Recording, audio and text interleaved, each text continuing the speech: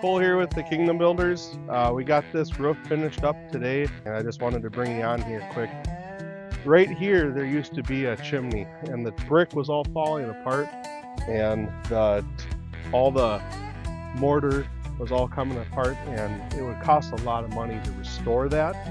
And in this case, there was a B-vent on the inside, so the chimney wasn't needed. It was just there for aesthetics.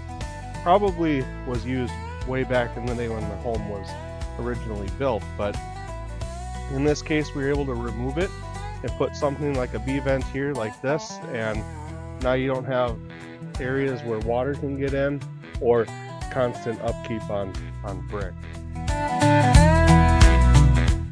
Josh here with the Kingdom Builders.